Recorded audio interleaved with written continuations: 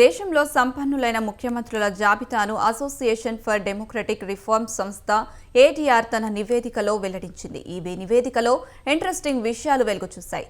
పొరుగు రాష్ట్రమైన ఆంధ్రప్రదేశ్ ముఖ్యమంత్రి చంద్రబాబు నాయుడు దేశంలోనే సంపన్న సీఎంగా మొదటి స్థానంలో నిలిచారు. పశ్చిమ బెంగాల్ సీఎం మమతా బెనర్జీ ఈ నివేదికలో ఆఖరి స్థానంలో నిలిచారు. ఏటీఆర్ నివేదిక ప్రకారం తొలి స్థానంలో నిలిచిన చంద్రబాబు నాయుడు ఆస్తి విలువ 931 కోట్ల రూపాయలు కాగా ఆయనకు 10 కోట్ల రూపాయల అప్పు ఉన్నట్లు వెల్లడించారు. చివరి స్థానంలో నిలిచిన పశ్చిమ బెంగాల్ సీఎం మమతా బెనర్జీకి 15 లక్షల ఆస్తులు మాత్రమే ఉన్నాయట.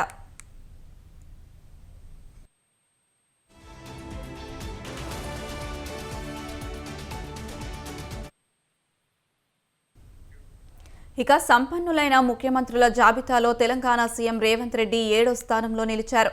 ఏటీఆర్ నివేదిక ప్రకారం రేవంత్ ఆస్తుల విలువ 30.04 కోట్ల రూపాయలుగా పేర్కొంది.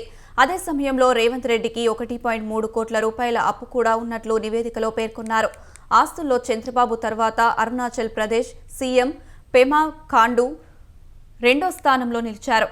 ఖాండు ఆస్తు విలువ 330 కోట్లు 51 కోట్ల రూపాయలతో కర్ణాటక సీఎం సిద్ధరామయ్య 3వ స్థానంలో నిలిచారు. ఆస్తులు తక్కువగా ఉన్న సీఎంలో చివరి స్థానంలో మమతా బెనర్జీ నిలవగా చివరి నుంచి 2వ స్థానంలో జమ్మూ సీఎం ఓమర్ అబ్దుల్లా నిలిచారు. ఆయన ఆస్తులు కేవలం 50 లక్షల రూపాయలు మాత్రమే.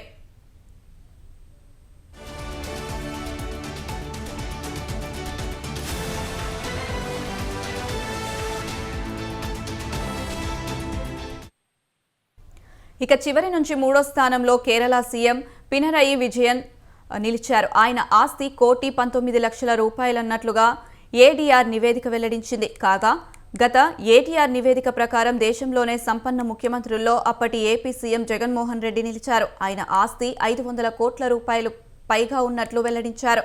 తాజా రిపోర్టును ఏపీ ముఖ్యమంత్రి తొలి స్థానంలో నిలిచారు. ఇక పలువురు సీఎంలపై క్రిమినల్ కేసులు ఉండగా అందులో సీఎం రేవంత్ రెడ్డి సైతం ఉన్నారు. AP CM Chandrababu, Karnataka CM సిద్ధరామయ్యపై కూడా క్రిమినల్ కేసులు ఉన్నాయి.